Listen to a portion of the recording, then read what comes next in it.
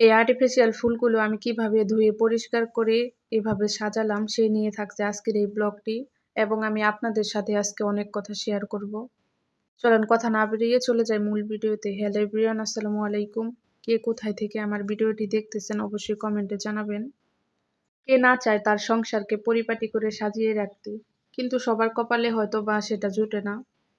আলহামদুলিল্লাহ, সেই দিক দিয়ে আমি খুবই লাকি। প্রথমে আমি সব ফুলগুলোকে একসাথে করে নিয়েছি। এরপর আমি ফুলগুলো থেকে টবগুলোকে আলাদা করে নেব। এখন আমি একটি বলের মধ্যে পানি নিয়ে এর মধ্যে আমি সার্ফ এক্সেল দিয়ে দিয়েছি। সার্ফ এক্সেল দিলে খুব সুন্দর পরিষ্কার হয়। এই ফুলগুলো কিনেছি আমি প্রায় 6 মাসের মতো হয়েছে, কিন্তু একবারও পরিষ্কার করা হয়েছিল না। এখন আমি একে একে সব ফুলগুলোকে এভাবে ক্লিন করে নিতেছি। এই লতাপাতা ফুলটা আমি ড্রেসিং টেবিলের উপর দিয়ে দিয়েছিলাম, অনেক নোংরা হয়ে গিয়েছে।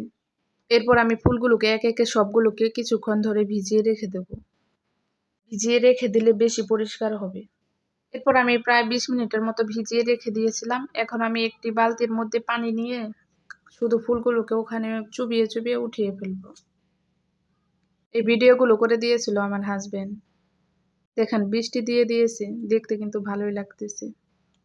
এই তো আমার ফুলগুলো ধোয়া শেষ হয়ে গিয়েছে। এখন আমি ছাদে চলে এসেছি, ফুলগুলোকে একটি পাটির মধ্যে মেলে দেব। এখানে আমি এক হাত দিয়ে ফুলগুলো বিছিয়ে দিচ্ছিলাম আর অন্য হাত দিয়ে ভিডিও করতেছিলাম, এই কারণে এরকম লাগতেছে।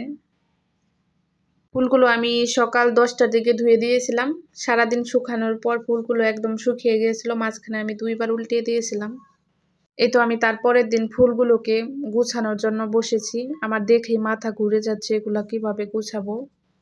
কাজটাকে সহজ করার জন্য আমি এক সাইড করে একরকম ফুল রেখে দিচ্ছিলাম। এভাবে করলে কি তাড়াতাড়ি হয়, তা না হলে সবগুলো ফুল যখন একসাথে ওইখান থেকে বেছে বেছে নেওয়াটা খুবই কষ্টের। এভাবে ফুলগুলোকে গুছাতে এবং ভিডিও করতে প্রায় আমার 1 ঘন্টা সময় লেগেছে এগুলো গুছাতে। এই ফুলটা নিয়েছি আমি ওয়ালে হ্যাঙ্গিং করার জন্য। মাথায় বুদ্ধি থাকলে সব হয়। এটা ছিল একটা টব থেকে আমি এখানে বসিয়ে দিয়েছি। আমি এক্সট্রা এই টবটা কিনেছিলাম। আর এই ফুলদানিটা আমি রাখি সাইড বক্সের উপরে। ফুলগুলো অনেক সুন্দর। এই তো আমি একে একে সব ফুলগুলোকে রেডি করে নিয়েছি। এখন ফুলগুলোকে সেট করে নেব। ভাগ্যবশত আমার ছেলে এখন ঘুমিয়ে আছে, তা না হলে এই ফুলগুলোকে টেনে নিয়ে কি যে করতো সেটা নাই বলি। ছোট মানুষ দুষ্টামি করবে, এটাই স্বাভাবিক, কিন্তু আমার ছেলে একটু বেশি দুষ্টুমি করে। নিচে যদি ফুলগুলো দেখে কখনো আমি ড্রেসিং টেবিলের উপরে সাজিয়ে রেখেছি, তাহলে ও ওই ফুলগুলো থেকে সবগুলো খুলে খুলে ফেলে দেয়। এই তো আমার ফুলগুলো প্রায় সবগুলো কমপ্লিট। এখন আমি ড্রেসিং টেবিলটাকে পরিষ্কার করে এর উপর আমি রেখে দেব যার যার স্থানে। ক্যামেরার জন্য ড্রেসিং টেবিলটা অনেক কালো লাগতেছে, সামনাসামনি দেখতে কিন্তু এরকম না।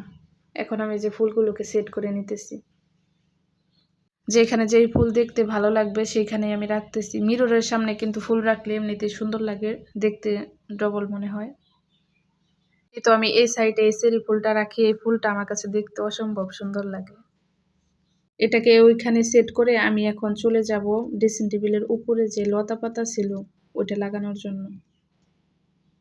এই তো লাগিয়ে নিয়েছি, কেমন লাগতেছে অবশ্যই সবাই বলবেন। এখন আমি আপনাদেরকে দেখাবো সাজানোর পর কেমন লাগতেছে।